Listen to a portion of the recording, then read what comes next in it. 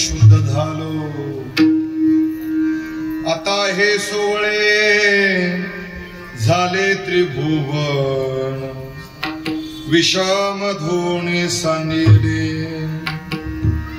ब्रह्मपुरी वास करणे अखंड ब्रह्मपुरी वास करणे अखंड न देखी जे तोंड विटाळाचे. आता हे सोवळे झाले त्रिभुवन विषम धोणी सांडिले. तुका म्हणे आम्हा एकांताचा वास. तुका म्हणे आम्हा एकांताचा वास. ब्रह्मे ब्रह्मरस सेव सदा. आता हे सोवळे झाले त्रिभुवन विषम धोणी सांडिले. विठ्ठला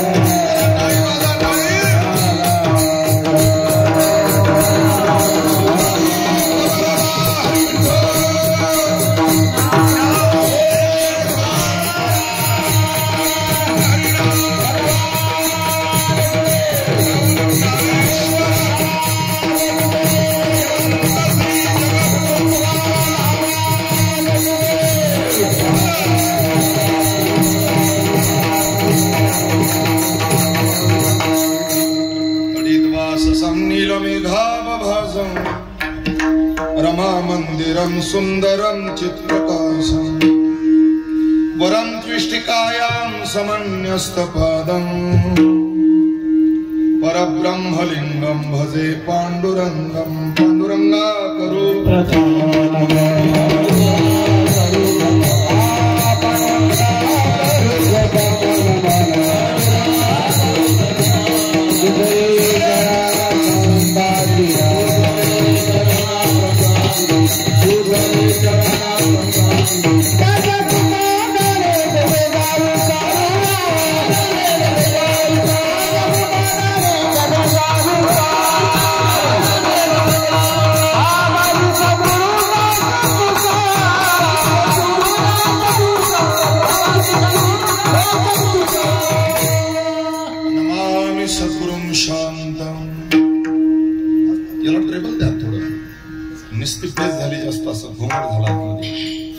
स्पष्टता द्या. स्पष्टता समस्त सच्चिदानंद रूपाय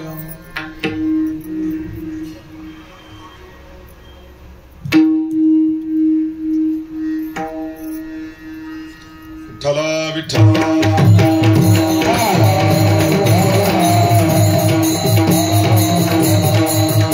सद्गुरुं शान्तं सच्चिदानंद विग्रहं पूर्ण ब्रह्म परानंदं निशमानंद वल्लभं. ओम नमो ज्ञानेश्वराय.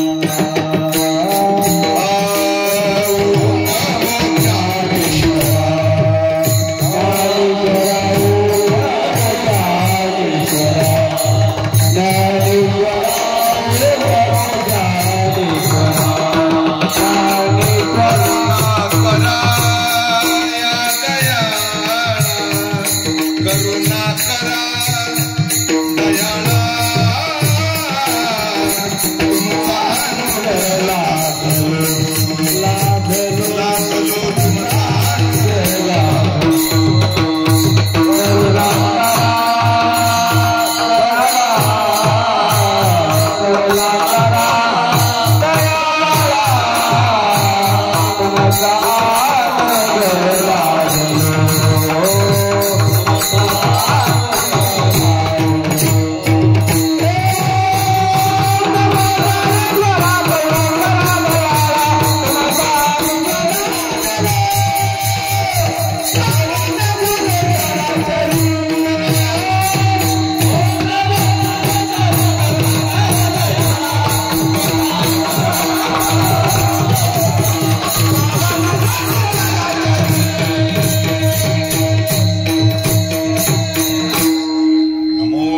सद्गुरु तुकया ज्ञानदीपा नमो सद्गुरु सच्चिदानंद रूपा नमो सद्गुरु भक्त कल्याण मूर्ति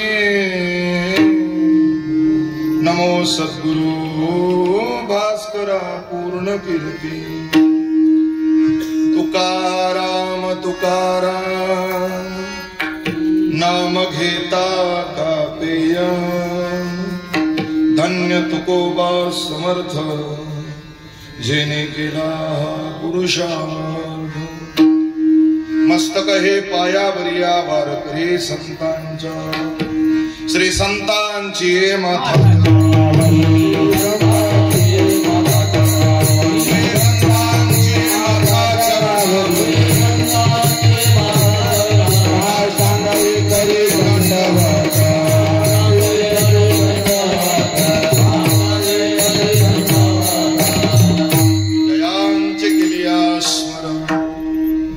होय सकळ विद्यांचे अधिकरण तेच वंद श्री चरण श्री गुरूंचे ते नमस्कार आता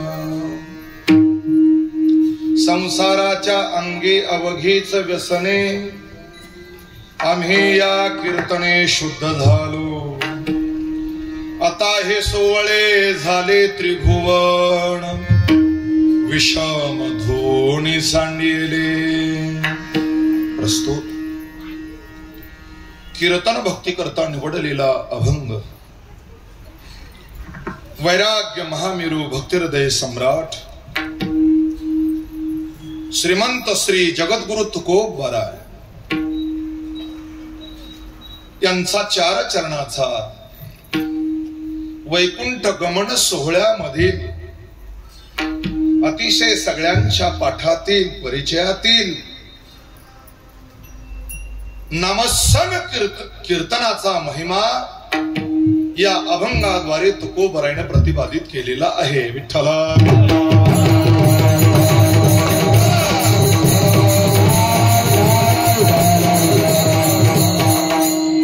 अभंगावर चिंतन मांडण्यापूर्वी थोडासा परिहार देणं भक्ताचा आद्य कर्तव्य आहे सालाबादाप्रमाणे याही वर्षी जगद्गुरु तुकोबरायांच्या पदस्पर्शानं पावन पवित्र झालेली ही भूमी या मावळ आणि असणाऱ्या लोणवळा आणि आळंदी पासून तर उभ्या भरतखंडात आणि महाराष्ट्रामध्ये या क्षेत्राची महती आहे की तुकोबरायाने या वृक्षाखाली विसावा घेतलाय म्हणून इथे जगद्गुरु तुकोबराय संत तुकाराम महाराज झाड किंवा वृक्ष जुन्या भाषेतलं झाड पादुका स्थान सेवा ट्रस्ट आयोजित जगद्गुरु तुकोबरायांच्या बीजोत्सवाच्या निमित्तानं हा भव्य दिव्य कीर्तन महोत्सव त्यामध्ये अगदी काकडा भजनापासून विष्णू सहस्त्रनामापासून जगद्गुरु तुकोबरायांचा गाथा पारायण प्रवचन सेवा आणि रात्रीच्या सत्रामध्ये 7 ते 9 या वेळेमध्ये कीर्तन भक्ती आहे कीर्तन श्रवण आहे कीर्तन सेवा आहे आणि विशेष उपक्रम म्हणजे 7 ते 9च्या नंतर लगेचच गरम गरम भोजनाची व्यवस्था आहे म्हणून अगदी अगदी अत्यंत सुंदर या जगद्गुरु तुकोबरायांच्या झाड आणि पादुका ट्रस्ट मंदिराच्या या सगळ्याच सप्ताह कमिटीनं ट्रस्ट मंडळीनं अतिशय उत्तम नियोजन केलेलं आहे आणि या नियोजनामध्ये दुसऱ्याच दिवसाची कीर्तन सेवा महत भाग्यानं आणि ट्रस्ट मंडळीच्या अथक प्रयत्नाने ही माझ्याकडे आलेली आहे विठ्ठला विठ्ठला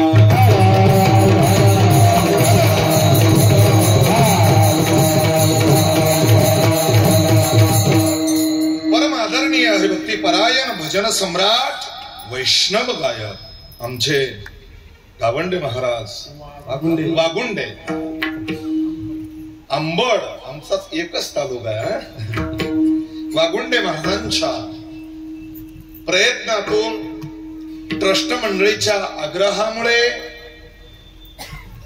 आणि परम आदरणीय ज्यांनी वेळोवेळी मला येण्यासाठी मार्गदर्शन केलं, पत्रिका पोहोचविली, त्यांचा जाहीर मला एक संदेश आहे की माझं नाव अजिबात घेऊ नका, पण तरी सांगतो की आदरणीय जोशी काकांना मला अनेक वेळेस फोनवर संपर्क केला आणि इथं आल्याच्या नंतर अत्यंत प्रेमाची वागणूक दिली.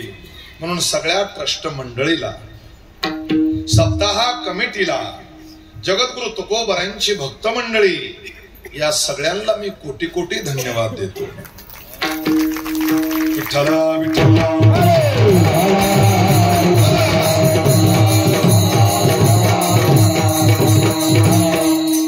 परम आदरणीय आमच्याच भागातलं बीडचं एक वैभव विष्णू महाराज तौर यांची उपस्थिती आहे. ख्यातनाम भजन सम्राट गायक अत्ताजींनी सुंदर बागीश्री राग गायला, अत्यंत सुंदर. महाराजांचं नाव मला परिचित नाहीये. माऊली महाराज, त्यांच्या बरोबर साथ केली आमचे महाराज आहे. आता याला त्याला न विचारता विनेकरी दादा, विनेकरी कसा असावा आणि कीर्तनाला टाळकरी कोण्या पोशाखात असावे, हे महाराष्ट्रामध्ये वारकरी संप्रदायात आपल्या या नाम सप्ताहाचा आदर्श मी घेऊन जाणार आहे. लक्षात घ्या, इथं व्यासपीठावर धोतर, शर्ट, रुमाल, टोपी असल्या वाचून कोणालाही अलाउड नाहीये. कुणी जरी असला तरी त्यानं खाली बसायचं. विठ्ठला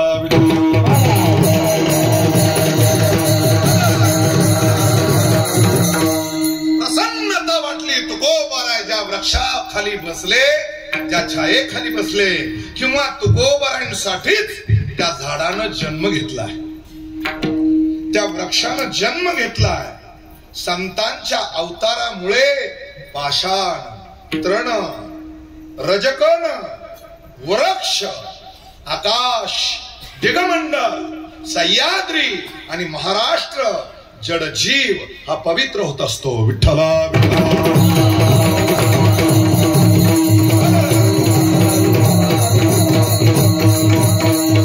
म्हणूनच एक काव्य महत्वाचं आहे. वसंत आला की सृष्टी बहरते, वसंत आला की सृष्टी बहरते, बदलते. संत अवताराला आले की विकृत संस्कृती जाऊन सुसंस्कृत अगदी संस्कार लाभल्या जातात, संस्कृती बदलते. याचं नाव संत आहे. लक्षात घ्या. म्हणून आपण महाराष्ट्राच्या मातीमध्ये आहोत, संतांच्या भूमीमध्ये आहोत आणि या विश्वाला एक ज्ञानाचं बालकडू देणारा विश्व वारकरी संप्रदाय. जगाच्या पाठीवर लोक म्हणतात हिमालय एवढी उंची, अरे हिमालय ठेंगणा आहे. हिमालयापेक्षाही अति उंचीचा संप्रदाय म्हणजे तो ज्ञानोबा आणि तुकोबारायांचा आहे. टाळी अशी कधी मधी नको, वाजली तर सरळ सगळ्यांना सारखी वाजली पाहिजे, काही चिंता नाही.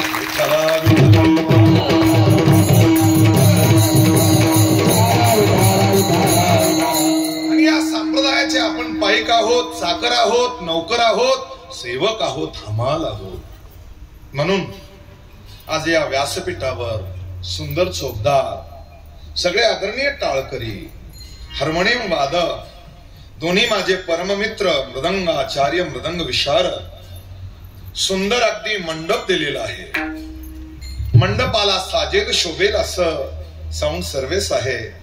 माईक अगदी हा महत्वाचा आहे. हा माईक आहे पण महत्वाचा आहे. तुमच्यापर्यंत माझा आवाज व्यवस्थित आणि सुंदर पोहोचविणारे ऑपरेटर आणि मंडप डेकोरेशन वाले यांच्याकरता आपण एकदा टाळी वाजवली पाहिजे. मी ही टाळी का वाजवून घेतली? 350 किलोमीटर आल्याच्या नंतर जे विठ्ठल होईपर्यंत माझ्या माईकचा आवाज बदलणार नाही म्हणून मी टाळी वाजवली.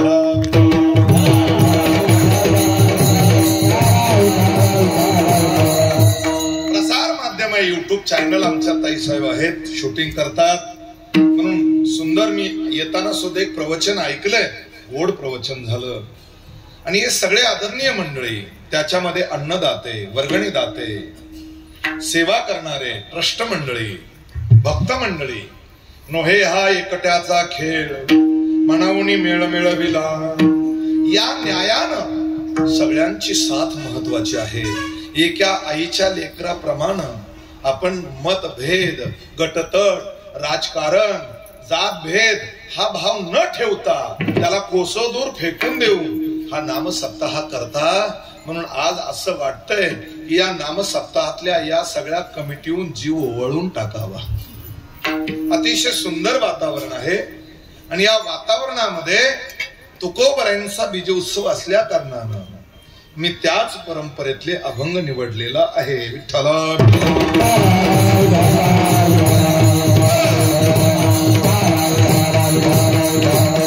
महाराजा अभंगाद्वारे सांगतात, देहात्मक बुद्धीनं केलेला जो प्रपंच आहे त्याच्यामध्ये भेद आहे, त्याच्यामध्ये पाप कर्म आहे.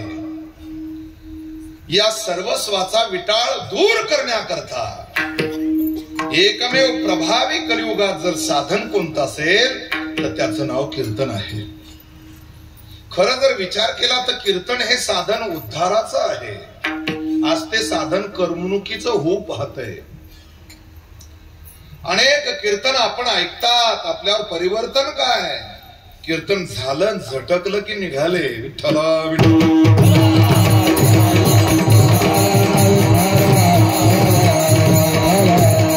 म्हणून तुकोबराय सांगतात, या प्रपंचामध्ये अवघीच व्यसन आहे.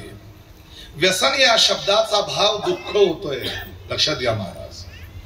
आणि संसाराच्या मूळ तत्वाचा विचार केला तर त्याच्यामध्ये सर्वत्र दुःखच आहे.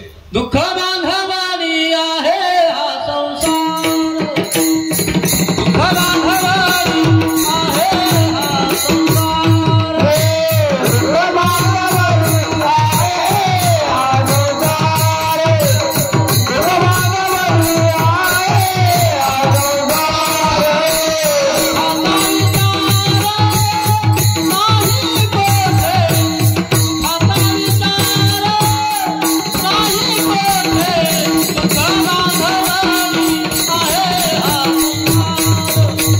बांधवानी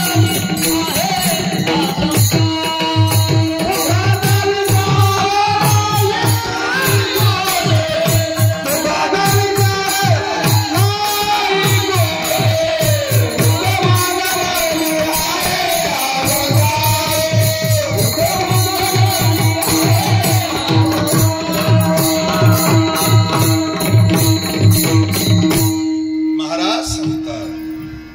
हा बांधवडी आहे हा संसार, सुखाचा विचार नाही कुठे. मग कुठेच सुखाचा विचार नाही तर सुखाचा विचार करतो कशाला? हा एक प्रश्न याच्यामध्ये. बांधवडी अत्यंत असणारी ही बेडी आहे.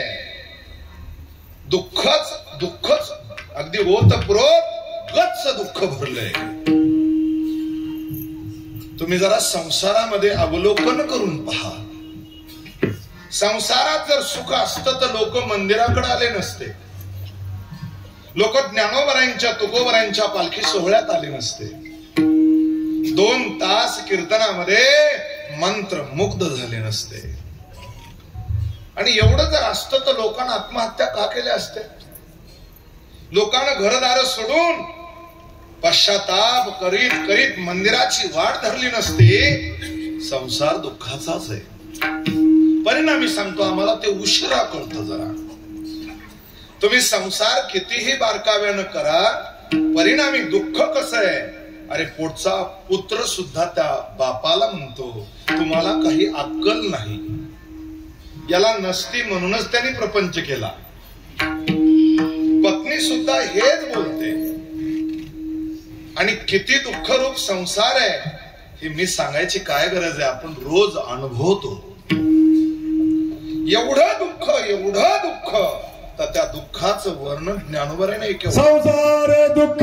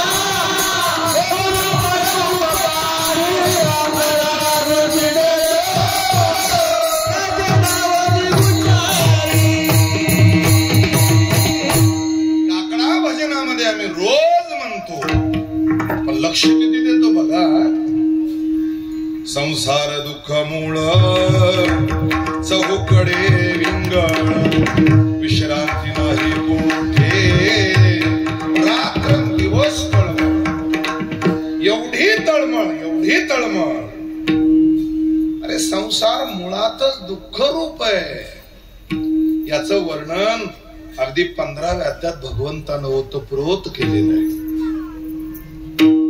ज्या वृक्षाला फळच नाही ज्या वृक्षाचा विचार जर केला तर ज्याच्या शाखा ऊर्ध्वमूल आहे. लक्षात घ्या हे सगळं चिंतन सांगायला वेळ जाईल आपल्याला बोलायचंय. मुळात दुःख रूप चिंतन ऐका म्हणजे कळेल. 2 प्रवासी असाच असणारा उष्णतेचा काळ म्हणजेच उन्हाळा सुरू झालेला अतिशय गरमी ऊन पडलेलं दुपारचे 2 वाजले रस्त्यानं चालले होते. तहान लागली त्यांना. तहान लागल्यावर त्यांनी एक सरकारी हापसी पाहिली ज्याला कोणी हापसा म्हणतो कोणी बोरिंग म्हणतो आमच्या भागात. आणि ते जवळ आले. माऊली माऊली आहे तसंच राहतो. विठ्ठला विठ्ठला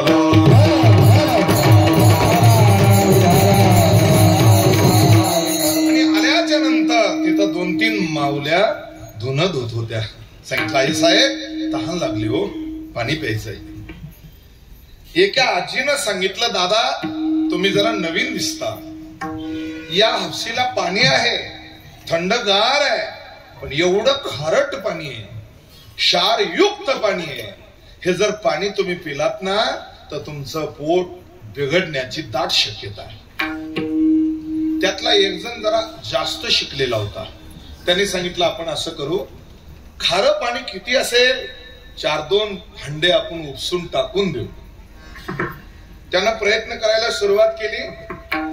25 भांडे त्यानं हपसले उपसले आणि फेकून दिले. आता पाणी गोड झालं.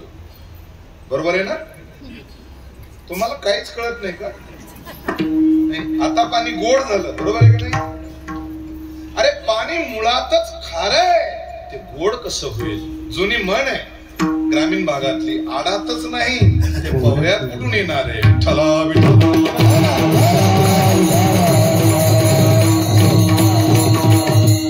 हजारो पिढ्याचा जर विचार केला तर ज्यांनी पाठीमागच्यानं संसार केलाय त्यांना काय सर्टिफिकेट भेटलं तुम्हाला काही कळत नाही. तुम्हाला काही अक्कल नाही. तुम्हाला काही समजत नाही.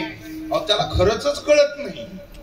आमच्या गुरु महाराजांनी नेहमी सांगायचं वैकुंठवासी दिलीप महाराज मुळे त्यांनी सांगायचं की अगदी महत्वाचा मुद्दा लहान वयात लेकरातून काही सांडलं काही लुस्कान झाली तर आईनं म्हणावं माझ्या बाळाला काही कळत नाही. शाळेत गेल्याच्या नंतर काही जर चूक घडली आणि शिक्षकानं वडिलाला सांगितलं तर वडिलानं म्हणायचं माझं लेकरू लहान आहे त्याला अजून काही कळत नाही. कळतं तुम्हाला. पुढे त्याचा विवाह झाला लग्न झालं. मग ती अर्धांगणी घरात आली आणि ज्यावेळेस तिनं सांगितलेली वस्तू यानं नाही आणली ना ती डायरेक्टली बोलून जाते आमच्या मालकाला काही कळत नाही. हे शब्द आपल्या पाठ झालेले सगळे. त्याच्या पुढे त्याला मुलबाळ होतात. मुलगा मोठा होतो आणि तो 10 लोकांना सांगतो आमच्या बाबाला ना आता पप्पा म्हणतात पूर्वी बाबा म्हणत होते. आई आणि बाबा ही भारतीय संस्कृती आहे. आता डॅडीन पप्पा हे कुठून आलंय काही कळत नाही. जरा ऐका म्हणजे कळेल. तो मुलगा म्हणतो आमच्या बाबाला काही कळत नाही. प्रक्रियानं जर विचार केला तर अज्ञान बालकाला आई म्हणते याला काही कळत नाही. पिता म्हणतो माझ्या लेकराला काही कळत नाही. पत्नी म्हणते मालकाला काही कळत नाही. मुलगा म्हणतो आमच्या वडिलाला काही कळत नाही. याला कधी कळतं मला हेच कळत नाही. आता तुम्हालाही कळलं नाही हे मलाही कळत नाही. विठ्ठला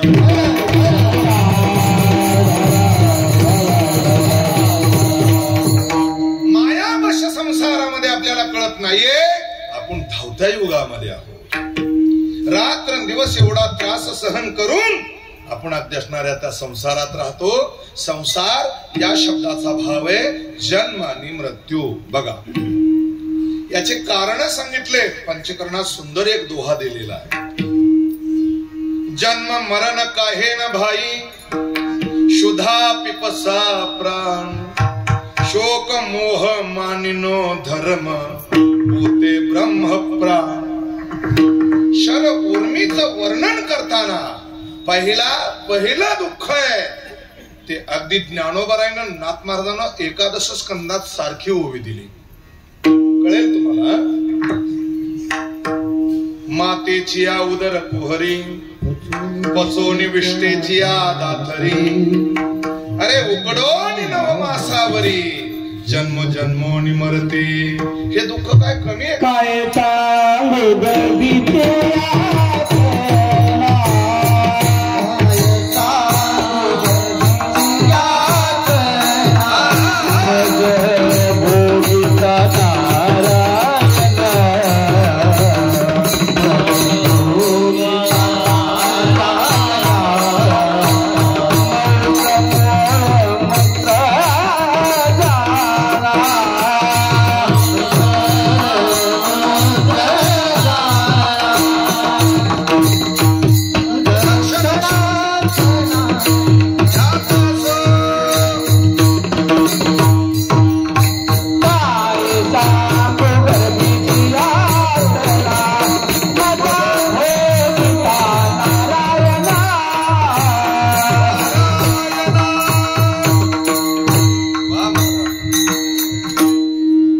सांगू गर्दीचे यातना मत भोगिता मांस मळ मूत्र जाना तुझं क्षणोक्षणाधासे कोण सुख धरेल संसार. किती सुंदर वर्णन केलंय. पण आता हे कीर्तनात बाज कमी झाला इथं ऐकणारेत म्हणून बोलतो. विठ्ठला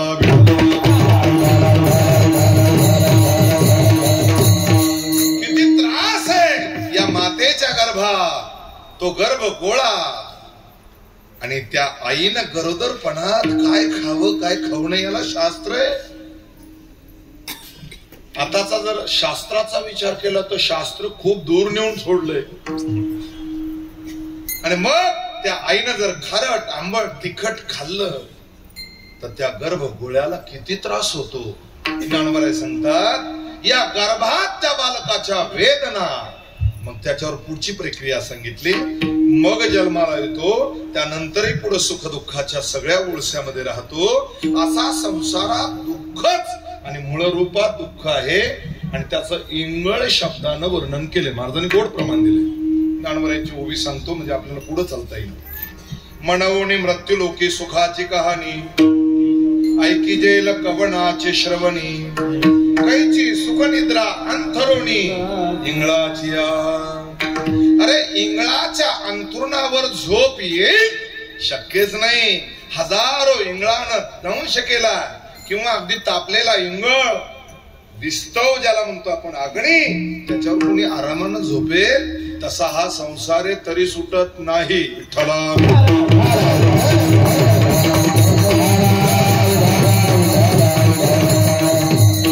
संसारामध्ये एवढं दुःख आहे पण सुटत नाही. कठीण आहे ते. त्याच्यामध्ये एकमेव माया आहे. म्हणून अवघीच सकळ वाचक शब्द घातलाय तुकोबरायने. महाराज सांगतात अवघीच व्यसने. आपल्याला प्राथमिक व्यसन व्यवहारातले दिसतील. व्यसन बऱ्याचशा लोकांना व्यसन असतात ते व्यसन वेगळे आणि दुःख रूपानं व्यसन वेगळं आहे. महाराज सांगतात हे व्यसन आणि अतिशय दुःख किती सांगावं ते कमी आहे. पण ते कशामुळे निर्माण होतं याचं कारण शोधलं पाहिजे. दुःखाला काय कारण आहे हे महत्वाचं कारण आहे. आम्ही दुःखी झालोय महत्वाचं आहे. आम्ही दुःखी झालो लोकांना सांगतो पण त्याचं कारण काय तुला कोणी सांगितलं दुःखी व्हायचं.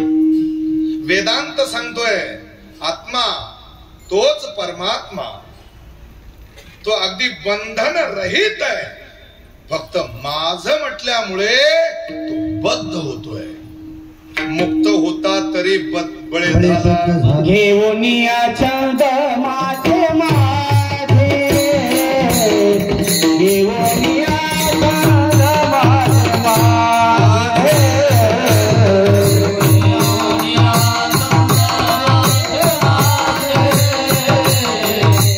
घेऊन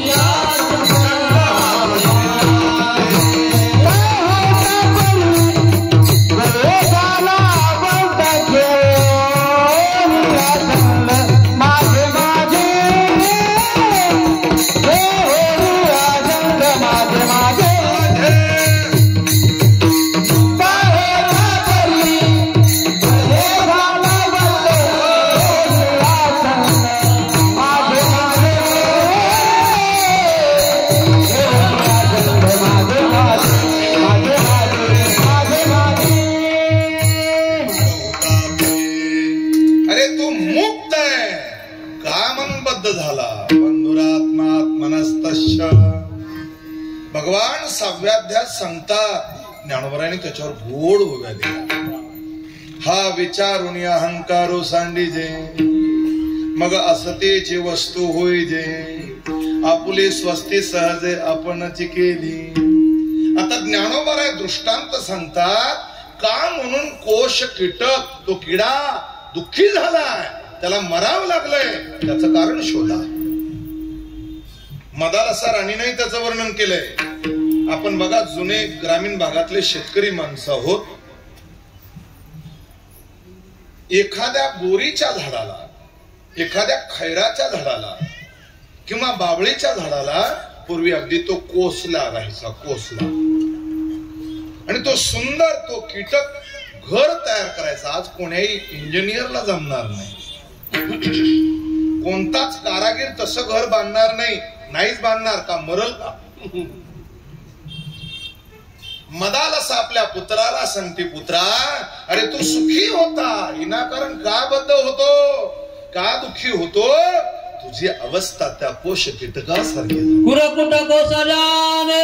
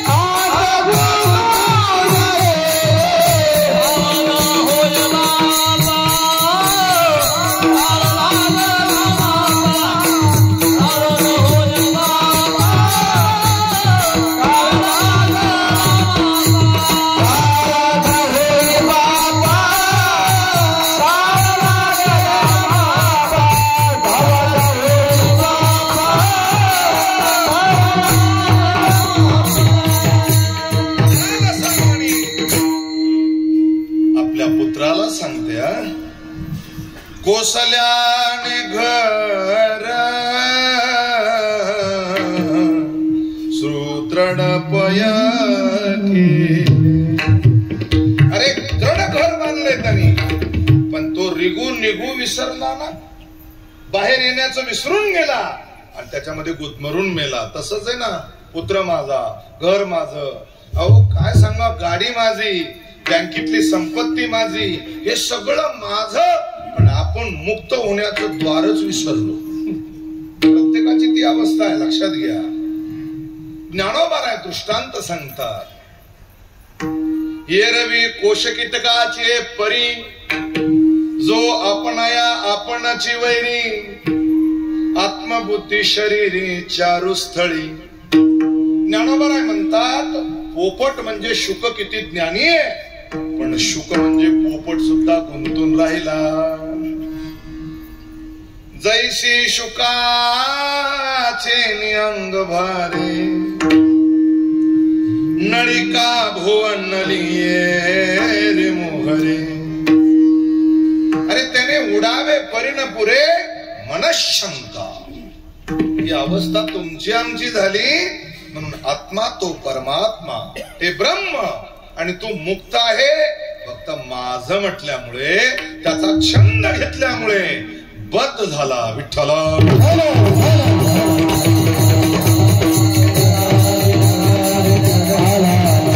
त्याचं हे पहिलं कारण आहे, पहिलं कारण. आता दुसरं कारण सांगतो.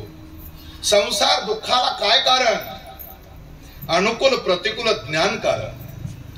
अनुकूल प्रतिकूल ज्ञानाला काय कारण? भेदाभेद कारण. भेदाभेद ज्ञानाला काय कारण? वासना कारण. आणि वासनेला काय कारण? तर मल विक्षेप आवरण नावाचे जे दोष आहेत चित्तामध्ये, ज्याला पाप म्हणतो, ते पाप कारण. आणि पापाला काय कारण? तर शुद्ध अज्ञान कारण. आणि अज्ञानाला काय कारण? तर सगळं संसार दुःख कारण. विठ्ठला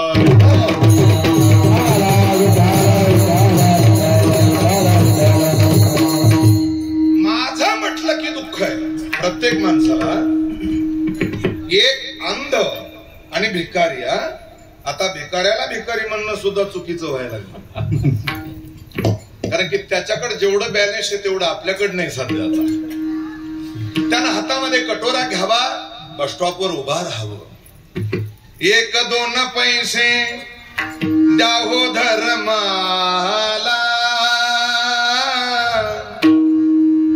आशीर्वाद लागेन तुम्हा मुलाले करा. जरा जोडल्या घातलं नाही पण अतिशय गोड आहे.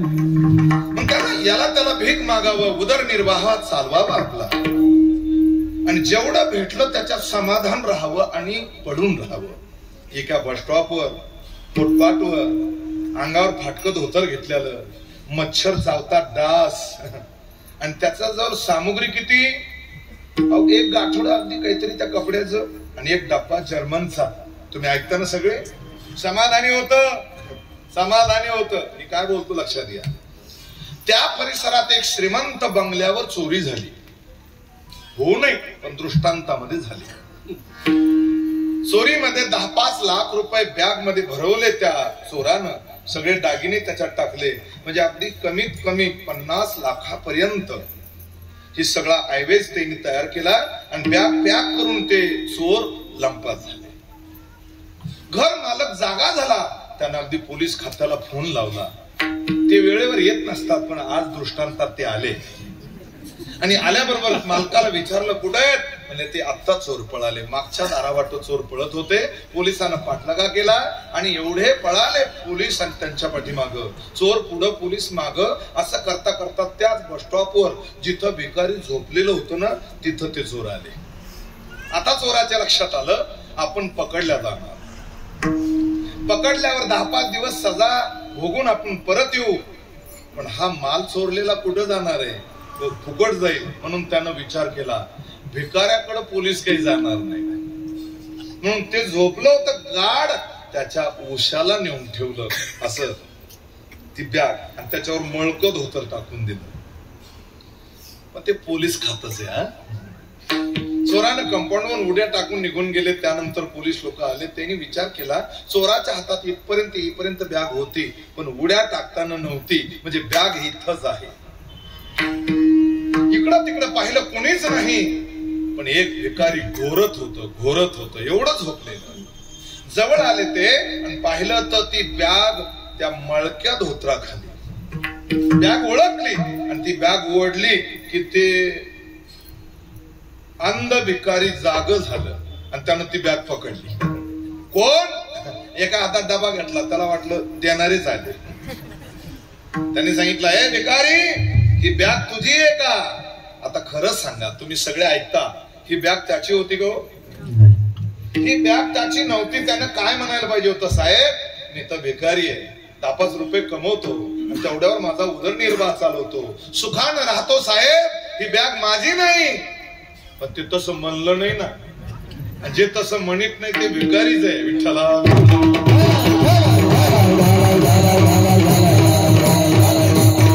म्हटलं नाही. त्यांनी सांगितलं साहेब कवडी जमा केली हो आणि या बॅग मध्ये भरली, ही बॅग माझी.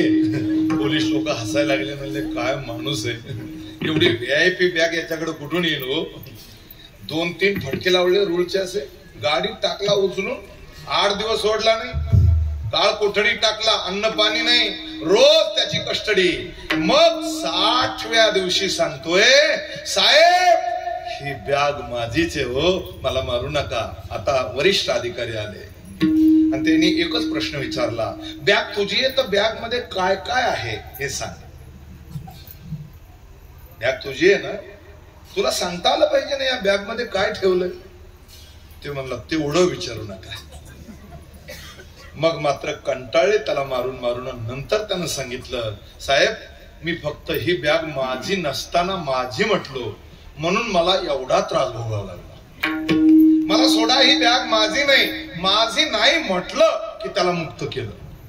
तुम्हाला कळलं पाहिजे मला काय बोलायचं. विठ्ठला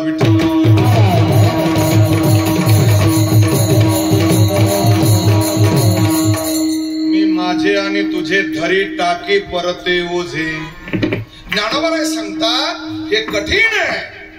माझं म्हणतोय ना, देह माझा आहे म्हणून देहात बुद्धीनं केलेलं कर्म त्याला मुख्य कारण आहे. व्यसन म्हणजे दुःखाला सगळ्यात मोठं कारण आहे. सगळ्यात मोठं कारण आहे देहात्मबुद्धी.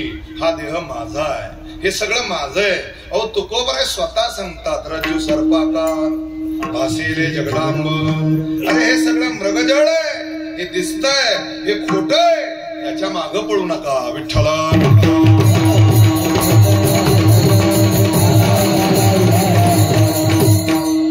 हे ज्या ज्या महात्म्याला कळालं त्यांनी संसार सोडून दिला.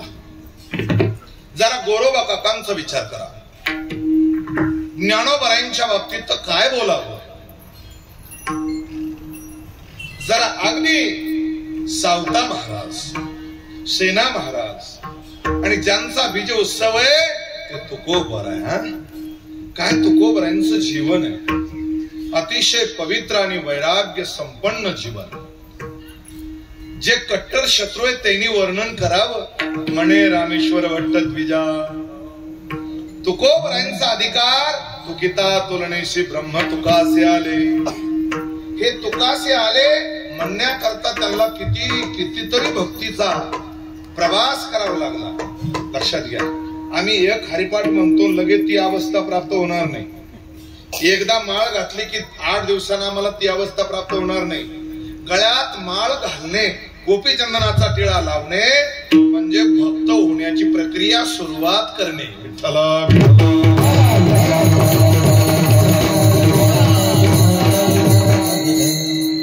अगदी विश्वंभर बाबापासून तर बोलोबारायापर्यंत घराण्यामध्ये जी चाललेली पांडुरंगाची भक्ती, माझ्या वडिलाची विरासिका देवा तुझी चरणसेवा पांडुरंग. विरक्त आणि वैरागी सावजी जे गेले तीर्थयात्रेला नाही आले. कान्होबाराय आणि तुकोबराय अगदी ते प्रपंच पाहत होते. प्रपंचाचा विचार केला. दुष्काळ पडला, चरित्र आपल्याला माहितीये. दुष्काळामध्ये सगळ्या उधाऱ्या आणि दुकाना सावकारकी सगळी उडाली. या दुष्काळामध्ये अन्न अन्न अन्न करीत करीत पोटाला गोळाभर अन्न भेटलं नाही तर तुकोबरायांची पत्नी मरण पावली. हो, हा परमार्थातली घेतलेली ईश्वरानं परीक्षा आहे. आम्ही पंढरीच्या वाटानं जाताना काटा टोचला तर आम्ही देवाला नाव ठेवतो, देवा तुझ्या करता चालतोय आणि काटा मोडला. अरे तू काट्यावर पाय देशील त्याला देव काय करेल. विठ्ठला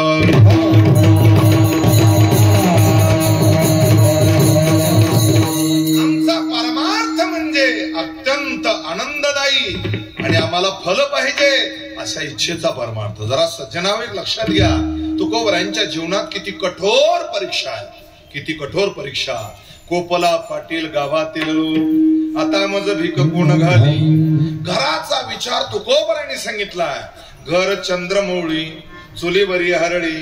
तुकोबराय स्वतः सांगतात, नांद नुकाईशी सांगा आम्ही सदैव सुडके.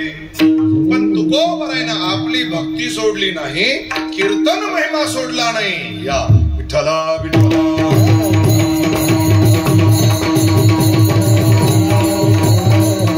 त्याचं एकमेव कारण तुकोबरायांच्या गाथ्यामध्ये अनेक प्रकरण आहेत. एकविध प्रकरण आहे, नामपर प्रकरण आहे, मागणी प्रकरण आहे, भक्ती प्रकरण आहे, आद्वय प्रकरण आहे. या सगळ्या प्रकरणामध्ये एक सुंदर एकच प्रमाण सांगतो. महाराजांना लोकांनी विचारलं, महाराज मुलाला कपडे नाही हो, पत्नीला नीट लुगडं नेसायला नाही, घरावरचे कौलारू पडले आले, काहीतरी व्यापार करा. तुकोबराय म्हणले त्यासाठी व्यापारासाठी धनाची गरज आहे ना. बरं तुकोबरायला धनही दिलं एक जणांना. चरित्र वाचलंय, त्याचा अभ्यास केला. मग तुकोबरायांनी ठरवलं कसला व्यापार करायचा. मग तुकोबरायांनी मिरच्याचा व्यापार केला आणि ही जागा त्यासाठी अतिशय प्रसिद्ध आहे.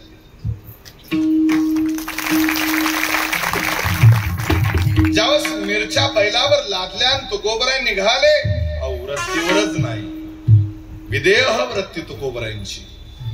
पांडुरंग हरी जय जय पांडुरंग हरी, पांडुरंग हरी जय जय पांडुरंग हरी, पांडुरंग हरी जय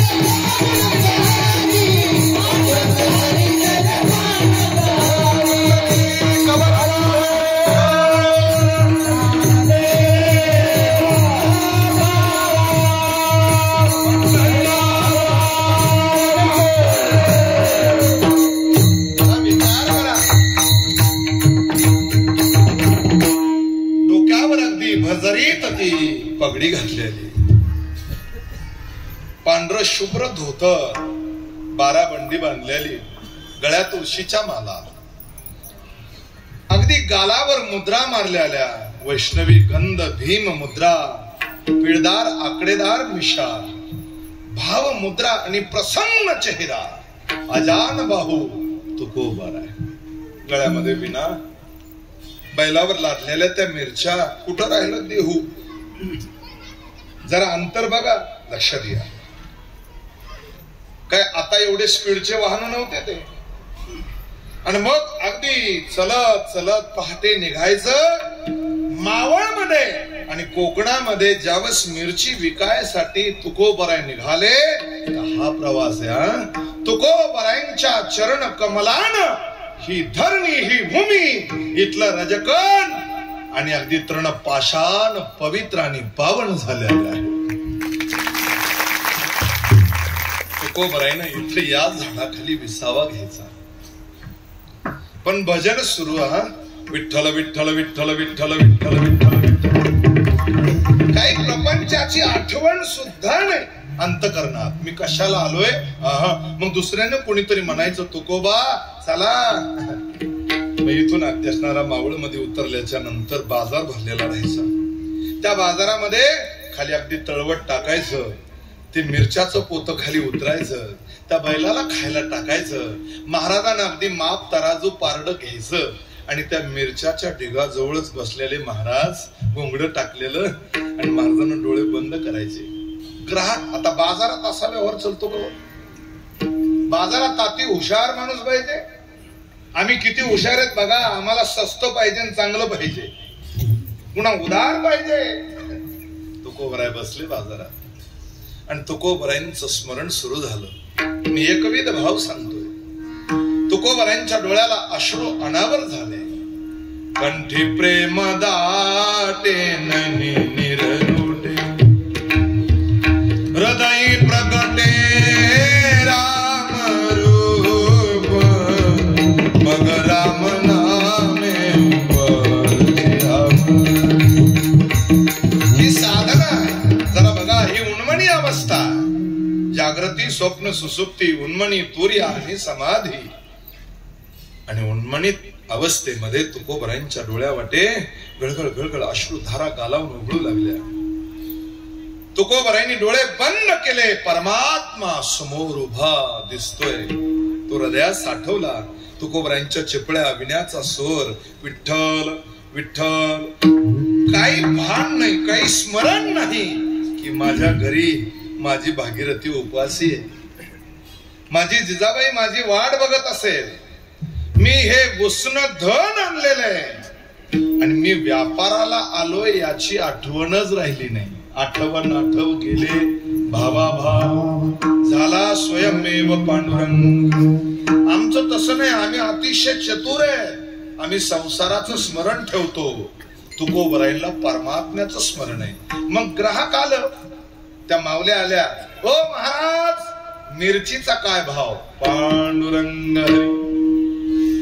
अहो मिरची काय भाव दिली? पांडुरंग हरी. एका माऊलीनं अगदी बचक भरली आणि आपल्या ओटीत घेतली आणि सरळ निघाली. तुकोबराय गालात हसून परमात्म्याचं चिंतन करीत होते. पांडुरंग हरी. गेली ती माऊली घरी आणि त्या चाळीतल्या बाया, गल्लीतल्या बाया म्हणल्या, काकू मिरच्या ओटीतच आणल्या, आज काय सस्त्या झाल्या का? म्हणल्या सस्त्या नाही, फुकट. असा एक वेडा महाराज आलेला आणि तो सारखं काही जरी मिरची घेतली काय, पैसे दिले काय, नाही काय, फक्त एकच शब्द आहे, पांडुरंग हरी. आता हिनं सांगितल्यावर तिथं जाहिरात करायची काही गरज आहे का?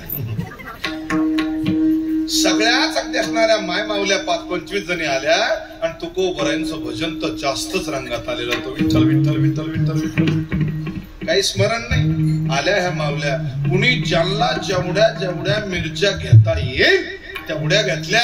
अहो मिरच्या लुटल्या सगळ्या. एक देठ सुद्धा राहिलं नाही. तुकोबरायांनी डोळे उघडले आणि संगती सोबती जे व्यापारी होते, तुकोबा उठा. किती आलं सगळं बॅलन्स? गल्ला किती आला? तुकोबराय म्हणतात, पांडुरंग हरी. जरा विचार करा, तुकोबरायांच्या मिरच्याचा व्यापार हा असा होता, आमचा व्यापार वेगळा आहे. भगवान विटेवर उभा होता, त्याला तळमळ सुरू झाली. रुक्मिणी मातेने विचारलं, देवा आज सुळबुळ का? सांगितलं, माझा तुकोबा बाजारात आहे, उसनं धन घेतलंय, व्याजानं धन घेतलंय, एवढ्या लांबचा प्रवास केलाय, मिरची विकायला गेला होता, माझ्या भजनात दंग झाला आणि तो विसरला, तो आणि विकत मिरच्या दिला नाही, लोकांना लुटून नेल्या. भगवान म्हणले, मी रुक्मिणी जातो आणि सगळी वसुली करून आणतो. भगवान तुकोबरायांच्या जवळ हजर आणि अगदी तुकोबरायांचा गडी झाला. गडी खांद्यावर गुडगुड घेतला, हातात काठी, आणि त्याला सांगायची काय गरज आहे, कुणी कुणी किती किती नेल्या.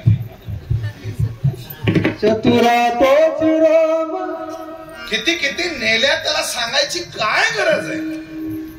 आम्ही काय करतो त्याला सांगायची काय गरज आहे? न सांगता येते अंतर. बरोबर आहे महाराज, तुमचं प्रमाण बरोबर आहे, पण घड्याळ बरोबर नाही ना, ती पुढं पुढं चालली. विठ्ठला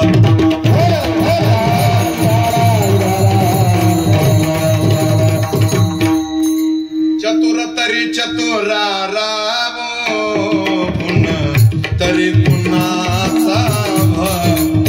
असंही वर्णन केलं.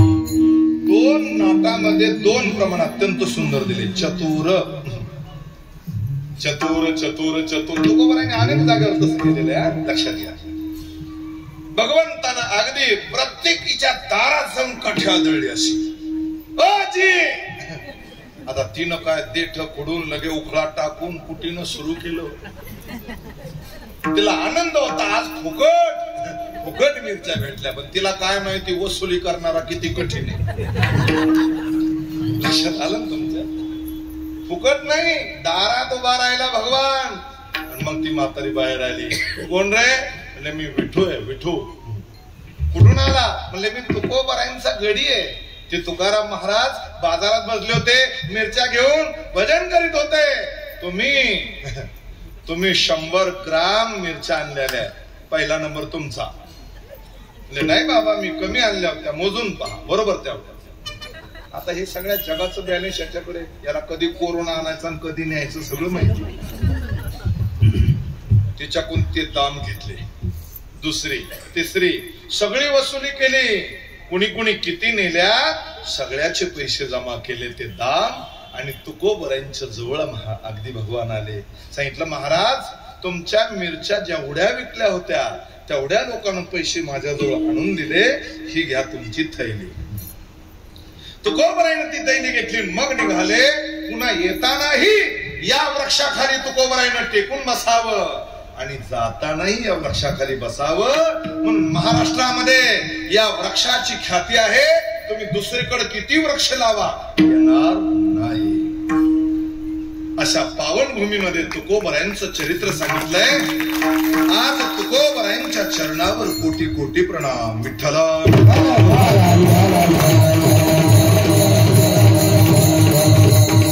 जरा बघा, एकविध भाव सांगतोय. ज्यावेळेस तुकोबरायानं सगळा ससेल प्रपंच सोडला, कधी भामचंद्रावर तर कधी भंडाऱ्यावर, मग लोकांना आग्रह केला, महाराज संसार. मग तुकोबरायाने एकच उत्तर दिलं, अनिकडनं लगे, मला अनेक नकोय. अगदी याचे पुढे बघा, मी अनेक या दुसऱ्याचा विचार करत नाही, मला दुसरं नकोय हे सांगितलं. विठ्ठला विठ्ठला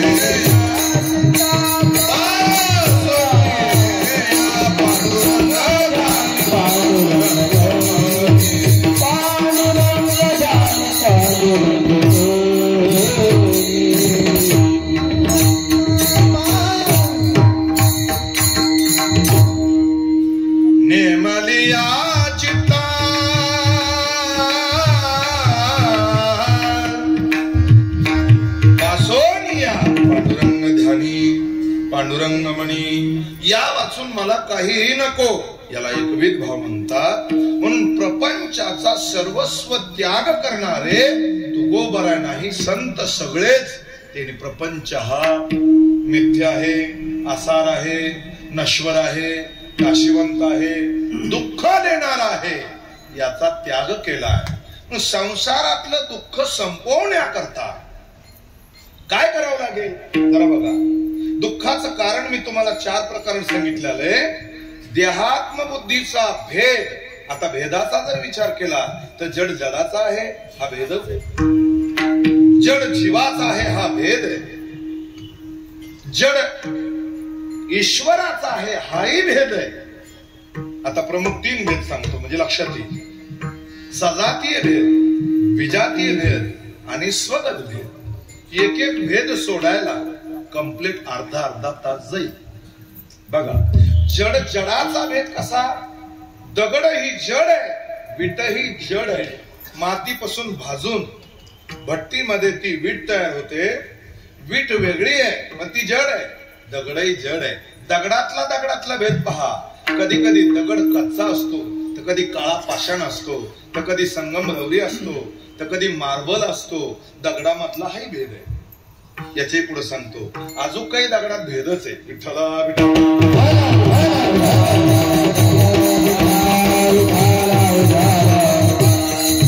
जड जीवाचा भेद आहे. शरीराचा विचार केला.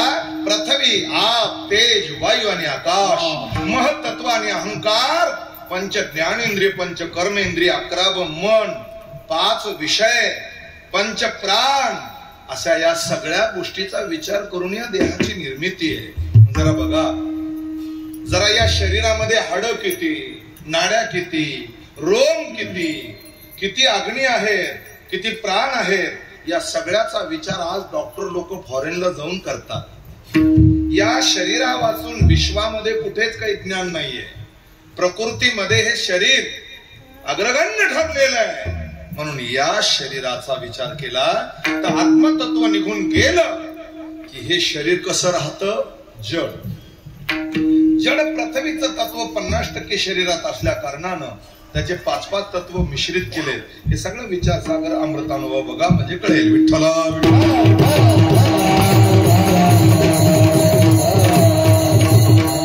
शरीर जड आहे, जड जीवाचा भेद. जीव म्हणजेच काय. जीव म्हणजे एक धारणा आहे, जीव म्हणजे एक वासना आहे, जीव म्हणजे एक कल्पना केलेली छाया आहे, जीव एक दशा आहे. आत्म्यावर आरोपित झालेली त्याचं भाव लक्षण बघा तुम्ही. आणि 17 लक्षणानं जीवाचा जन्म होतोय. जरा गंमत आहे हे. एवढं जर सांगत राहिलो ना, झोपीची गोळी घ्यायची कोणालाच गरज पडणार नाही, कठीण जाईल. म्हणून बऱ्याचशा माता भगिनी 2 म्हाताऱ्या एका जागेवर आल्या की त्या एकमेकीला म्हणतात, भागीरथी खूप तू शरीरानं क्रश झाली, अशी वाळून गेली, जुन्या भाषात खूप वंगळ झाली, जरा जीवाला खात जाय. काय म्हणते ती. घरूनही आपण निघालो की आपली आई सांगते, पोरा लय पळू नको, जरा जीवाला जपत जा, जीवाला खात जा. काही लोक म्हणतात ना, जीवाला खाल्लं नाही चोरानं किस्सा मारला. आता मला तुम्हाला प्रश्न विचारायचा, जीव खातो का. जीव आहे का. चक्षुर्वय सत्य डोळ्यानं दिसतोय का. मग जीव नेमका आहे तरी कुठं आणि जीव म्हणजेच काय. या अनेक गोष्टीचा विचार मी तुम्हाला सविस्तर सांगितला असता, पण ते प्रवचनात बरा राहिला असता. विठ्ठला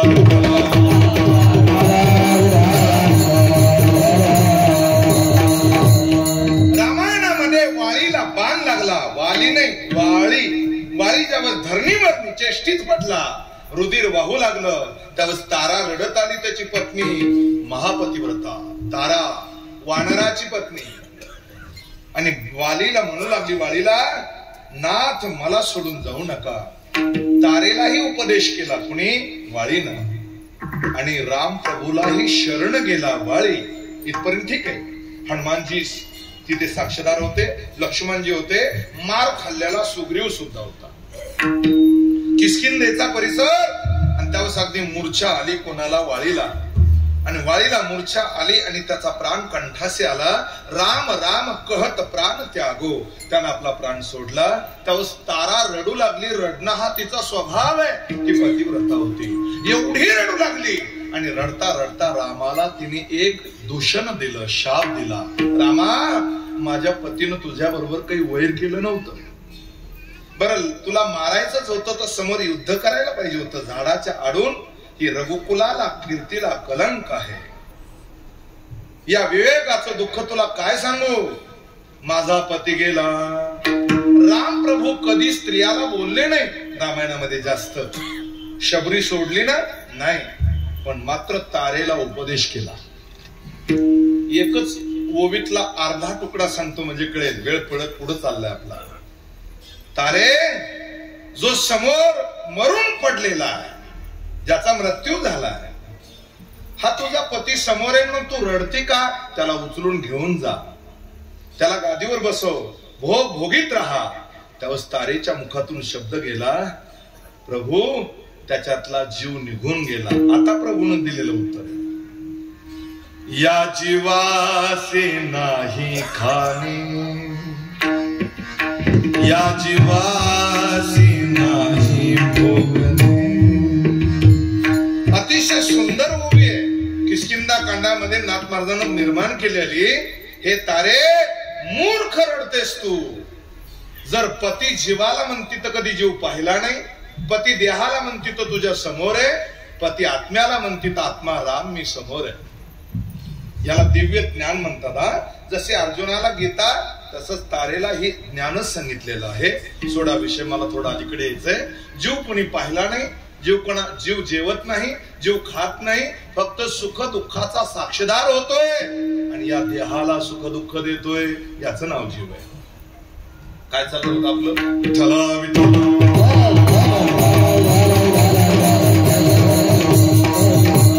जड आणि जीव इथपर्यंत आलो आपण. आता जरा बघा, जीव आणि ईश्वर हा भेद आहे. ज्या दिवशी न्याय ज्ञाता ज्ञान, प्रमेय प्रमाता प्रमाण या त्रिपुटीच्या पलीकडे जाईल, त्या दिवशी जीव दशा संपेल. जीव शिव दोन्ही एक रूप झाले, मुळीची संकले जैसे तैसे. एक हरी आत्मा जीवे शिव सम, वाया दुर्मुगाल घाली मन. जीव संपेल, मीठ मीठ संपेल पाणी होईल. मीठ मीठ संपेल पाणी होईल. भिजलेलं तूप हे वितळल्या जाईल. जरा बघा, गंगा समुद्राला मिळेल तसा जीव दशा संपूर्ण शिवाला प्राप्त होईल. शिव, आता हा भेद संपला. स्वगत भेद सांगतो. स्वतःच्या देहात बोट आणि आपलं मनगट हे वेगळं आहे, याच्यात भेद आहे. या डोळ्यात भेद आहे. या नागपुडीत भेद आहे. या कानात भेद आहे. जरा बघा, स्वगत भेद, स्वजातीय भेद. जरा विचार केला, माणसासारखी माणसं आहेत पण सारखी नाही. साधू सारखा वेश आहे पण साधू नाही. वारकऱ्यासारखा दिसतो पण वारकरी नाही. विठ्ठला विठ्ठला. आता हा भेद. मग जीवात देह तादात्म्याचा विचार करून भेदाचं लक्षण मांडताना महाराज सांगतात, यामुळे दुःख भोगावं लागते. अवघीच व्यसने. इथपर्यंत ठीक आहे. याच्या पुढे पाहायचं आपल्याला. आता भेद पाहिलाय. संतांना हा भेद दूर केला. ज्ञानोबरांची कोवी सांगतो महाराज. आपणची विश्व जहाला, तेथ भेदभाव सहजची गेला. भेदोय कुठेला जया पुरुषा. याचं नाव संत आहे. म्हणून किंबहुना सर्व सुखी पूर्ण होण ती लोकी. ज्ञानोबराय सांगतात, हे पूर्ण लोकाला सुख देणारे संत म्हणजे भेदरहित आहेत. मग या ठिकाणी जर विचार केला तर विद्या विनय संपन्ने ब्राह्मणे गविहस्तिनी शुनिशेव शोपाके च पंडित समदर्शनाचा विचार जर केला तर जे दृष्टी दिसे ते हरे रूप. त्याला पूजा ध्यान करण्याची गरज नाही. सर्वत्र ब्रह्म या ठिकाणी नाट सांगतोय. ब्रह्म सर्वगत सदा सम, जेथे अनु नाही विषम. ऐसे जाणते ते बहुदुर्गम, तयाची भेटी झाली परम भाग्यदान. ऐसे कैसे यान भेटती ते साधू. इथपर्यंत ठीक आहे. मग हे सर्व सृष्टी आणि सगळं विश्व विष्णुमय जगत आहे, एक वासुदेव आहे, हे ज्यांचं भाव तयार झाला त्याला संत म्हणतात, तरच ते दुःख जातात. पण हा भाव तयार होण्यासाठी काय करावं लागेल? आम्ही या कीर्तनी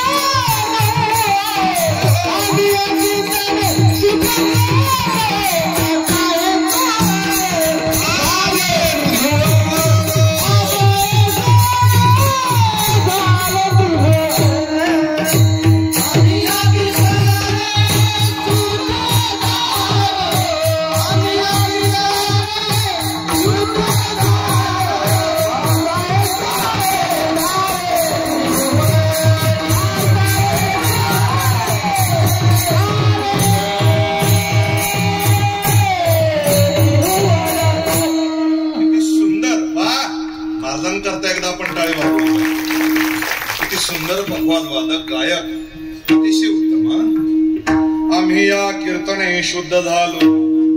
हे अवघीच दुःख अवघीच व्यसने दूर करण्यासाठी कोणत्या मेडिकल स्टोअरवर औषध आहे?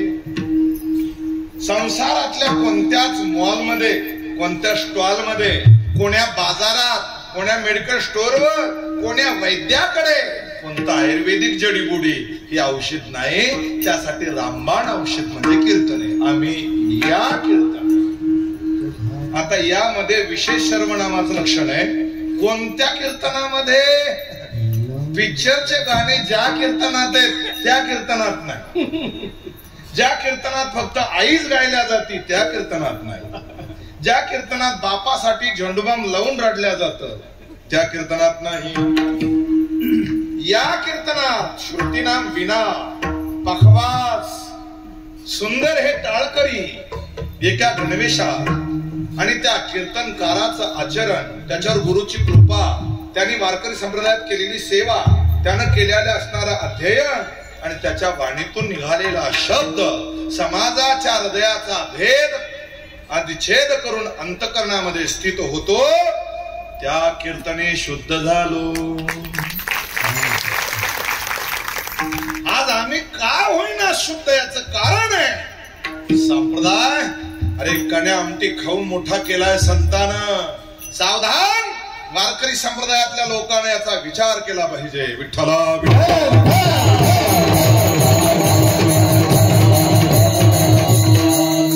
सगुण चरित्रे परम पवित्रे सादर वर्णावी याचं नाव कीर्तन आहे. सततम कीर्तयंतो माम यतंत दृढव्रता याचं नाव कीर्तन आहे. आता वेळ कमी आहे, 9वा अध्याय सांगतोय. तरी कीर्तनाचे नि नटनाचे नासिएले व्यवसाय प्रायश्चित्ताचे तेथ नामची नाही पापाचे ऐशे केले या कीर्तना.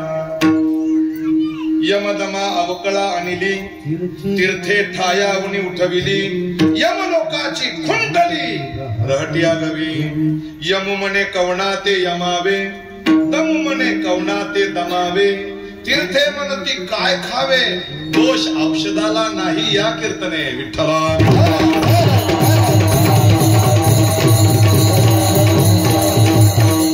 बघा, महाराष्ट्राचे राजे ज्यांचा पुतळा इथे समोर ठेवून पूजन करून कीर्तनकार व्यासपीठावर चढतोय, हेच खरं महाराष्ट्राचं वैभव आहे. क्षत्रिय कुलावतंश, प्रताप प्रौढ पुरंद, श्रीमंत योगी, हिंदवी स्वराज्य संस्थापक, नीतिवंत कीर्तिवंत, आचारवंत विचारवंत, धुरंधर राजकारणी, शमशेर बहादुर छत्रपती शिवाजी महाराज. छत्रपती शिवाजी महाराज.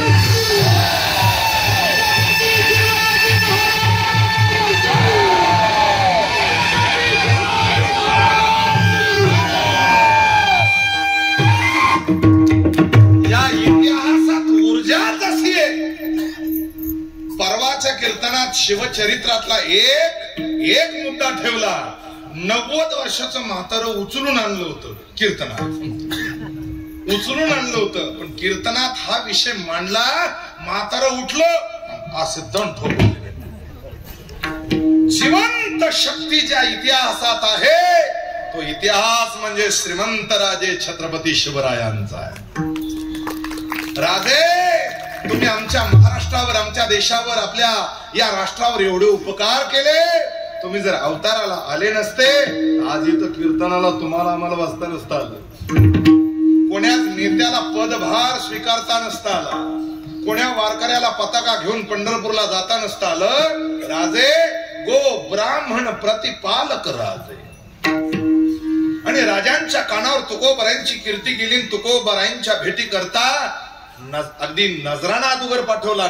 नजराना न स्वीकारल्यामुळे विरक्त तुकोबरायांचं दर्शन घ्यावं असं राजांच्या मनात आलं. राजे राजगडावर होते आणि मनामध्ये लहर आली की तुकोबांच्या दर्शनाला जायचं महाराजांच्या. पहाटे 3:30ला ब्राह्म्य मुहूर्ती थंड पाण्यानं राजांना स्नान केलं. स्नान करून गायीची पूजा केली. पद्मावती मातेच्या मंदिरात अभिषेक केला. मासाहेबांचं दर्शन घेतलं. राजगड किती उंच आहे मी 2दा गेलो म्हणून सांगतो. आणि महाराष्ट्रामध्ये गेले 23 वर्ष कीर्तन करत असताना, हे लाईव्ह सुरू आहे, 23 वर्ष कीर्तन करीत असताना दशक्रियाचं जरी कीर्तन असलं तरी मी छत्रपतींचा इतिहास 5 मिनिटं का होईना पण ठेवतो. राजे होळी चौकात आले आणि तेवढ्यामध्ये येसाजी समोर आला, मुजरा घातला. राज, तयारी झाली. राजे कुठं जाणार आहेत हे कोणाला सांगत नव्हते, एवढी गुप्तता होती म्हणून फितुरी नव्हती. लक्षात घ्या. राजे राजगडावरून खाली उतरत होते. अगदी चौघडा वाजत होता, नगारा वाजत होता, तुताऱ्याचा निनाद ऐकायला येत होता. तुतारी तयारच येत. आणि राजे पाली दरवाजात आल्या बरोबर विश्वास नावाच्या घोड्यावर स्वार झाले. लगाम खेचला गेला. टाच मारली. भगवा ध्वज लहरत होता. काळी भोर अगदी कुरळी दाढी, नुकतंच तारुण्यामध्ये पदार्पण केलेलं शिवरायानं, डोक्यावर मंदिर बांधलेला, मोत्याचा तुरा डोलतोय, भव्य कपाळ, कपाळावर शिवगंध, अर्धा चंद्र ओढलेला, राजांचं सरळ तलवारी सारखं नाक, अगदी असणारे कोमल ओठ आणि हसताना गालावर खळी पडलेली, पिळदार शरीर, निदाडी छाती आणि छातीमध्ये स्वराज्य, स्वराज्याविषयी राजांचा घोडा चौखूर उधळला. धुळीचे लोट उठले आणि राजे देहूला आले. वेळ कमी आहे. देहूला आल्याच्या नंतर देहूला विचारलं तुकोबांचं घर कुठे आहे? महाराजांचं, महाराज घरी नाही, महाराज लोहगावला गेले. लोहगावला घोडदळ ओढल्या गेलं अश्वपथक आणि लोहगावला आल्यावर मंदिरात तुकोबरायांचं कीर्तन सुरू होतं. मी अभंग सोडणार नाही बाजूला. ज्यावेळेस मंदिरात कीर्तन सुरू त्यावेळेस अगदी सेवक जाऊन वर्दी देणार की राजानं सांगितलं नाही, आपण कीर्तनाला जाऊ.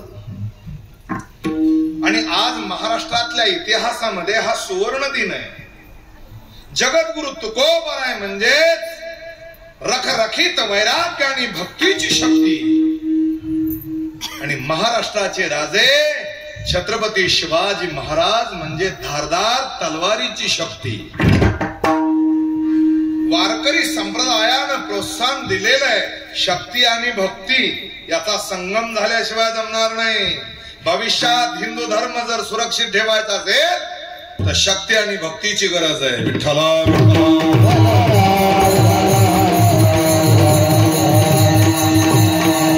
राजे कीर्तनात येऊन बसले तेवढ्यामध्ये भीमा समोर आला आणि भीमानं अगदी समोर बसायला गादी टाकणार, राजानं बाजूला केली. नाही, कीर्तनात कोणत्याही प्रकारचा शिष्टाचार नकोय, हे महाराष्ट्राचे राजे सांगतात. आताच्या राजानं तरी ते ऐकावं म्हणजे बरं. आणि राजे कीर्तनात बसले आलेत, मांडी घालून डोक्यावरचा टोप काढून ठेवला. तुकोबरायांचे 14 टाळकरी पखवात धीमे धीमे काळी तीनला स्वरात विना लागलेला तुकोबराईनं कंबर बांधलेलं भाव मुद्रा आणि तुकोबराईंची वेद वाणी अमृत वाणी बाहेर पडत होती आणि राजांच्या हृदयाचा ठाव घेत होती. तुकोबराय उपदेश करत होते. आज पुण्य परोपकाराय पापते परपीडा अनिक नाही जोडा दुजायासी, सत्य तोची धर्म असत्य तेची कर्म. जरा विचार करा, या अभंगावर महाराज बोलत होते आणि कीर्तनामध्ये राजे डुलत होते. राजे, काय सुवर्ण दिन असेल तो, काय क्षण असेल. वाह! आणि एवढा आनंद राजे पण विसरले. मीचा विसर पडावा या कीर्तने. जरा विचार करा, मी कोण याचा विसर पडावा, मी किती श्रीमंत, मी किती उच्च कुलातला, मी किती ज्ञानी, याचा विसर जिथे पडतो त्याचं नाव कीर्तन आहे. आणि राजांच्या डोळ्याला पाणी आलं. कीर्तन आटोपलं, टाळकऱ्यानं टाळ ठेवले. हे ठेवणार आहे अजून 5 मिनिटांना. सगळा समाज उठून गेला, पण राजे जागेवर तसेच होते. आज भक्ती शक्तीचं मिलन होतं, आज गंगा सागराचं मिलन होतं. जरा विचार करा, तुकोबरायनं डोळे उघडले तर समोर महाराष्ट्राचे दौलत म्हणजे राजे बसलेले. तुकोबरायनं हात ठेवला मस्तकावर, कृपा कटाक्ष न्याहाळिले. हात ठेवल्या बरोबर महाराजांना डोळे उघडले आणि छत्रपती शिवरायानं तुकोबरायांच्या चरणाला कडकडून मिठी मारली. महाराज, मला तुमचा 15वा टाळकरी म्हणून उभा करा. नको आता समसेर, नको जहागिरी, नको वतन, नको राजकारण, नको ती हिंसा, नको ते डावपेच, नको त्या मारामारी, नको ते पाप करणं. तुकोबराय गालात हसले आणि तुकोबराईनं दोन्ही बाहू पकडल्या शिवाजी राजांच्या. त्यांना उठून उभा केलं आणि कडकडून मिठी मारली आणि सांगितलं, महाराज, शोभा राजे, तुम्ही जर आज तलवार चालवली तर उद्या 2024 ला आमचे कीर्तनकार कीर्तन करतील. तुम्ही धारदार तलवार घेऊन जे कार्य करतात तेच आम्ही टाळ पखवाज विना लावणी मृदंग श्रुती टाळ घोष. धर्माचे पालन करणे पाखंड खंड या न्यायानं. म्हणून एका कीर्तनामध्ये छत्रपती वृत्तीवर राहिले नाही, निवृत्त झाले आणि परब्रह्म स्वरूपाला पोहोचले. या नाम हे कीर्तन आहे. आम्ही हा हो हो केलं की निघालो. अरे, कीर्तन त्याचं नाव नाही. कीर्तनावर अनेक प्रमाण, अनेक उदाहरण देता येईल. कलियुगा माझी करावे कीर्तन, नामसन कीर्तन साधन पै सोपे, अगदी जळतील पापे जन्मांतरीचे. कीर्तन चांग तत्फलम नास्ति तपसा न योगो न समाधिना.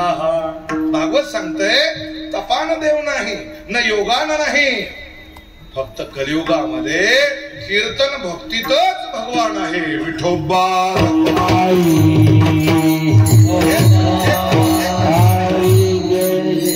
आम्ही गावे तुम्ही काहीच न म्हणावे ऐसे नाही सांगितले देवे. जरा वर हात करा, कळू द्या.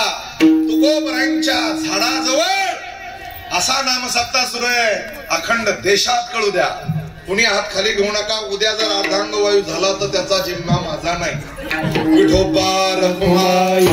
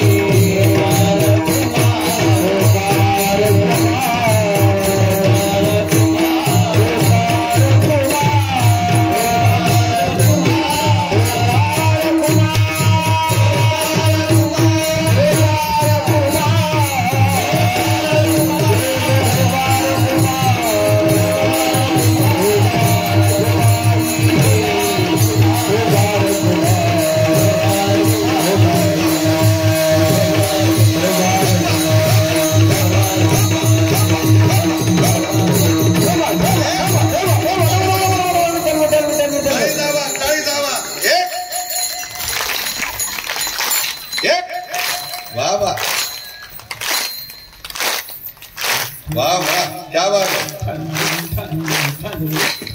धन्यवाद।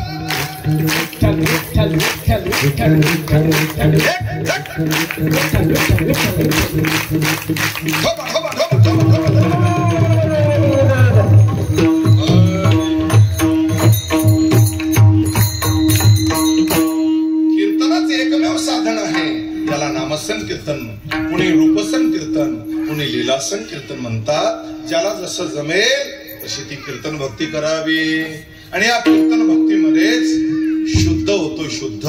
यामुळे काय परिणाम आहे?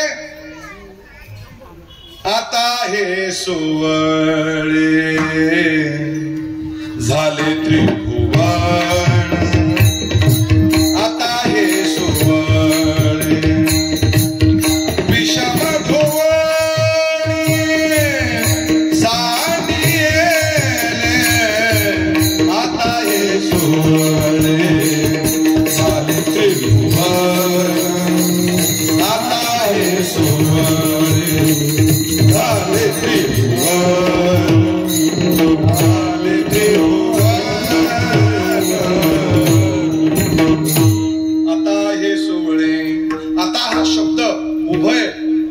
अवलोकन करणारा अन्वय या दोन्ही शब्दाला जोडणार आहे, दोन्ही परिस्थितीला जोडणार आहे। म्हणून आता विश्वात्मके, आता उघडी डोळे, हे सगळे आता आता हे कीर्तन पुढे चाललं जरा बघा। म्हणून आता हे सोहळे कीर्तनात शुद्ध झाला रे झाला हे त्याला समजत। अतल वितल सुतल महातल तलातल रसातल पाताळ, भूलोक भूरलोक महलोक जनलोक तपोलोक सत्यलोक स्वर्गलोक आणि गोलोक हे त्रिभुवन सुद्धा त्याला कसं दिसतं तर ते भेद रहित एक वासुदेव दिसत। आता हे सोहळे झाले त्रिभुवन, सोवळे पूजा करताना आपण सोवळ नेसतो, सोवळे सोवळ्यात होणं आणि ओवळ्यात होणं माझ्यापेक्षा काकाला जास्त माहिती। विठ्ठला विठ्ठला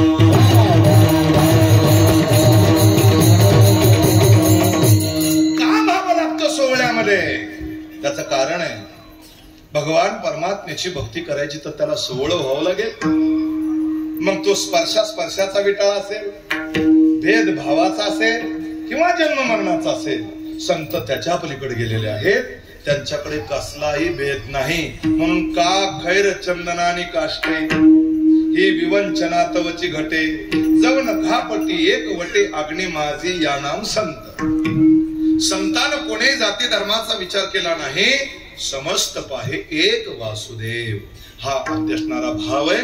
आणि त्याच्यावर ऐसा ज्यांचा अनुभव विश्वदेव सत्यत्वे किंवा विष्णुमय जग वैष्णवांचा धर्म भेदा भेद भ्रम अमंगळ या न्यायानं आता हे सोहळे झाले त्रिभुवन, विषम दोन्ही सांगितले। आजपर्यंत जे विषम होतं म्हणजे भेद, माझं तुझं होतं विषम, जरा बघा एक लहान एक मोठा याला विषम म्हणतात।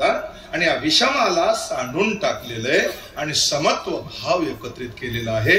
म्हणून एकच काळे झाले चंद्रभागे वाळवंटी एक। आमच्या वारकरी संप्रदायाची पताका एक, कोणताही पखवाज आणला तरी पखवाजातला नाद एक, आणि कोणताही वारकरी खानदानी आणला तर चिंतन मात्र परमात्म्याविषयीच एक, हे महत्वाचं लक्षण आहे।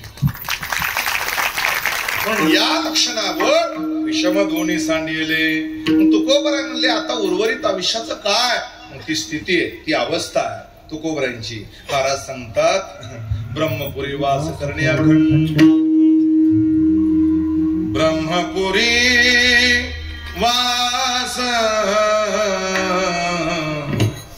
करणे अखंड, न देखीजे तोड विनाचे.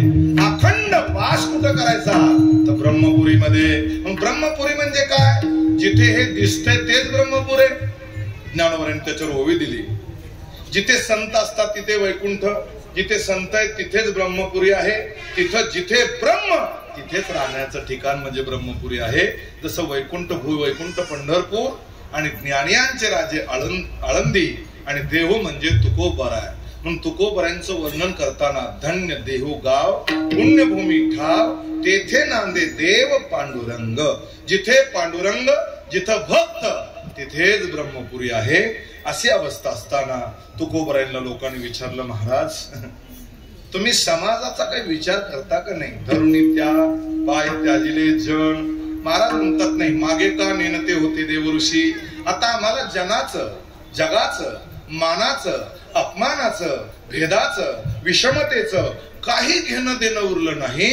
आम्ही तदाकार वृत्तीमध्ये आहोत. तुका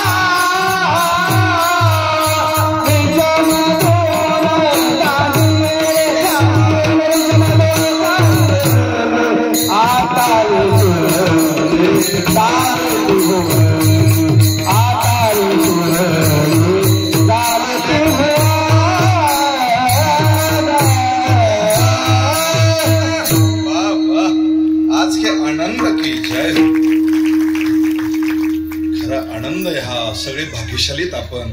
म्हणून जाता जाता एक सांगून जाईल, तुकोबरायांच्या चरण कमलानं ही भूमी अत्यंत पवित्र पावन झालेली आहे. इथली माती कपाळाला लावली ना, तुका म्हणे निवेतनू रजकणू लागता. अशी ही भूमी आहे. या भूमीला मी दंडवत घालतो. या वृक्षाला या झाडाला मी नमन करतो, या साधू संतांना मी नमन करतो. तुकोबरायांचा बीजोत्सव आहे. सरळ हाताने मदत करा, अन्नदान करा.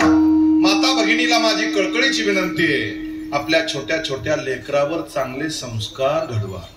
त्यांना गीता, रामायण, हरिपाठ, महाभारत, मोठ्या लोकांचा आदर करणे, साधू संतांचे विचार सांगणे आज काळाची गरज आहे. आणि तरुण मुलाला माझी कळकळीची विनंती तर बसलेले असतील तर, या विश्वात सगळ्यात मोठं दैवत जर कोण असेल तर आपल्या घरातले आपले जन्मदाते आई आणि वडील आहेत. आपल्या आई वडिलांची सेवा करा. मरेपर्यंत त्यांच्या डोळ्यातून दुःखाचे अश्रू येऊ देऊ नका. तुम्हाला कधीच कोणत्याच गोष्टीची कमी पडणार नाही.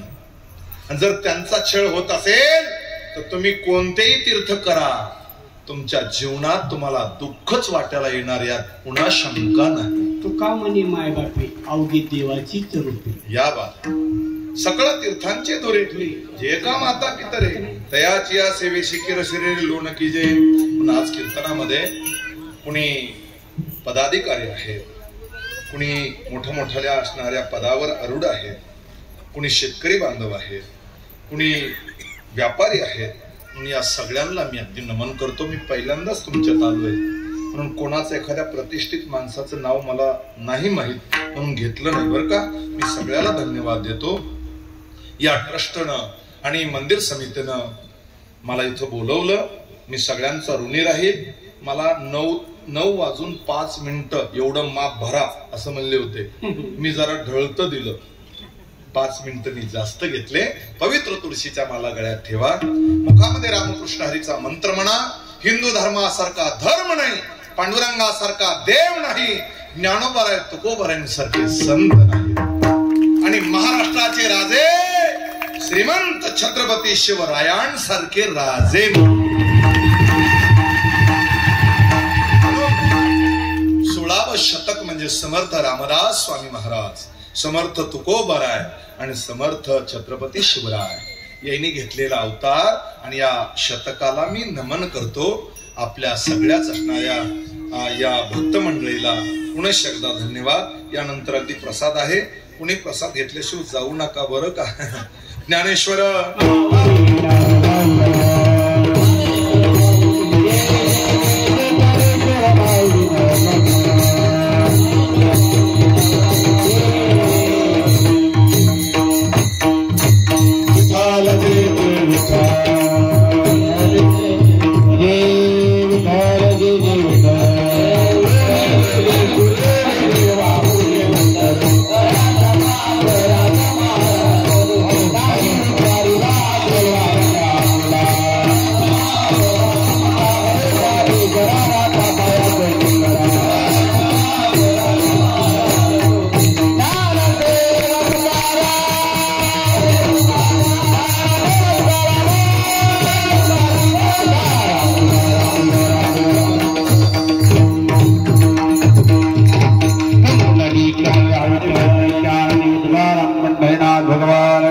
ज्ञानेश्वर महाराज, श्रीमंत श्री जगद्गुरु तुकाराम महाराज.